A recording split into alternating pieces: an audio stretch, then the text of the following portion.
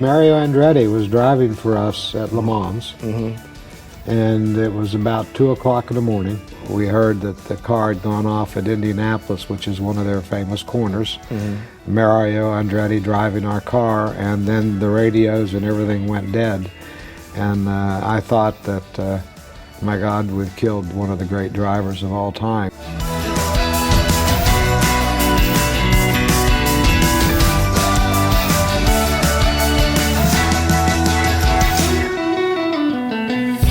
Danny was very creative, and he had ideas of extruded aluminum for chassis and full-bodied aluminum cars. And this is in 1996, 97, the Esperante, what he's working on, was designed with extruded aluminum. And that car in crash testing was in the top 1.5% in crash testing, and that's against steel-bodied cars and steel chassis. Right, right. You've had a number of innovations in the automotive space. I mean, you mentioned the aluminum chassis, but you had the first hybrid in the U.S. as well, right? Yeah, Sparky. It's the car sitting back there. Yeah. It was with nickel metal hydride batteries and extra 50 horsepower and petrol. And it raced one race, the Petite Le Mans, in 1998. It spent 20 minutes in the pits with a broken suspension, came back out and won the race. And I went around to see the industry. Here's a hybrid. I've proven that this can work. And in 1998, the industry wasn't interested in hybrid cars. They didn't think it would work either. Yeah. Right. It's just like they told you before, you know, this wouldn't work when you were in pharmaceuticals, and again, you're getting told that you can't do this, and you know, and you proved them wrong. Yeah. Well, don't do that irrationally, because I'll probably stop and do something crazy. Right. So you get into racing, you get into Le Mans, you know, and then you win Le Mans in 2006. Yeah. You win Le Mans with the orange car over there. We can't see, but it's a, you know, an English private team. Yeah. Against the factory Porsches and Ferraris and. Yeah. And with a front engine, or front end, like the engine in the front versus in everybody else was using it on the rear, using an American V8. Yeah. You win that race, which is incredible, because you'd been less than 10 years, you know, in the industry in particular. And so when you look around here, there's a lot of memories. Which ones stand out with all the, you know, you have the Indy cars that you won. Yeah, we built 500. Indy cars and we won 4 times.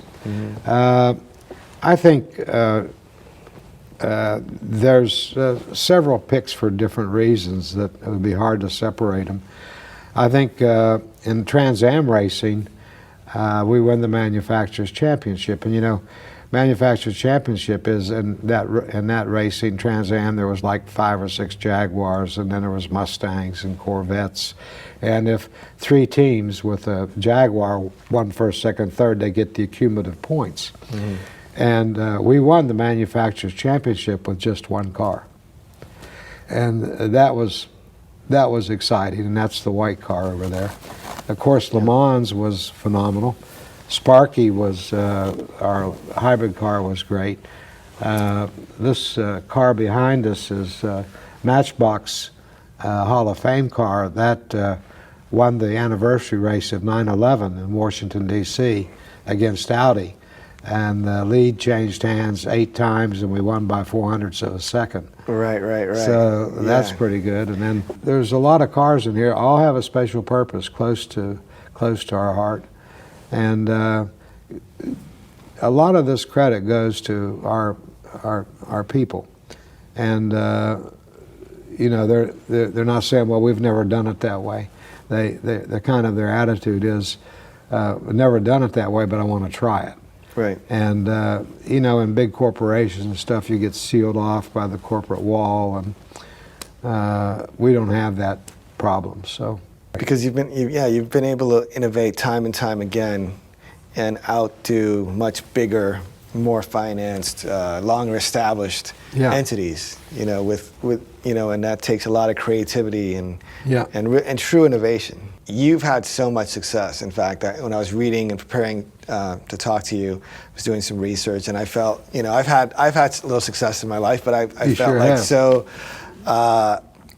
I don't know what the word is, but I was just like, felt like I'd done nothing compared to you. It's a tremendous amount of things you've done.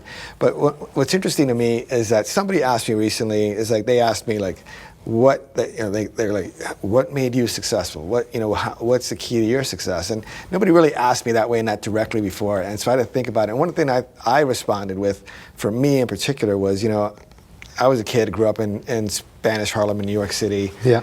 Poor family, not a lot, and been told a lot of times in my life that, in a lot of ways, I wasn't good enough at this, or I couldn't do that. And I told them, that fueled me a lot of times. I always, a lot of times I approach things, not everything, but with a kind of a big chip on my shoulder to prove that, yes, I could do that. In fact, we started the ICE.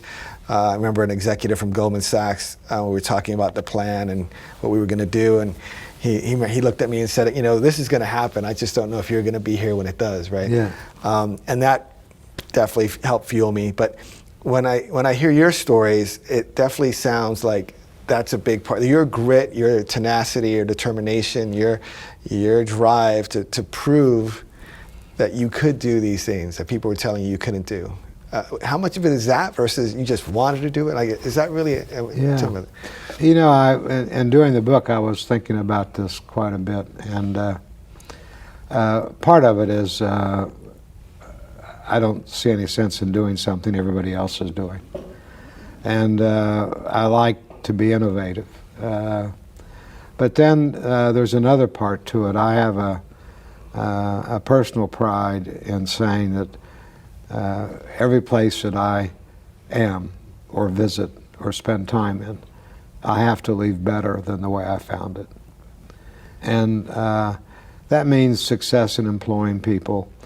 That means building buildings. That means when I came to Brazelton, there was 100 voters. Now there's 7,800 voters. And 5,000 acres of land, and we've developed it. We have 900 homes in our real estate area, and we have another 500 to go. And because of that, they built a new hospital, and now there's now you can go get a Chick-fil-A sandwich, or you can, the whole area is built up. And I just think that in Ireland, there's 7 pharmaceutical companies that were formed by people that work for me. So I think this idea that you need to work, but I think you need to, it's not the money you have to leave behind, but you have to leave the success of improving wherever it was that you were. Yeah. Well, you've certainly made every industry you've touched better. And they say the sign of a great leader is how many leaders they produce, and you've definitely done that. And as an example, in the other companies in Ireland that are now being led by people that work for you. You've made all these transitions in your life, and I don't know if you call it reinventing yourself, but you went from pharmaceuticals and engineering and innovating there into auto racing and the vineyards and probably another things I'm even not even mentioning. But how do you, when you're doing those kind of things, how do you think about that? Like, did you really think about, I'm going to reinvent myself, I'm going to change something, or it was just something? How did you go from one to the other? Were they natural progressions, natural choices you made, or? I think that it's not necessarily a natural progression. What it is you're involved in something, you're seeing it, it becomes successful, and then you see a challenge. You see, here's an idea that I was talking with people about, and we thought maybe this could be interesting, and you start digging into it, and for every 10 you dig into, there's one that looks like it might work, and for every 5 of those that you pick out of that 50, there's probably one of those that works a little bit. So it's not all a bowl of cherries. Right. You have to be prepared to take a little pain, and you'll have your defeats. But I think the most important thing is commitment. And if you can make the commitment, then you have almost a mandate that you have to succeed if you make a commitment.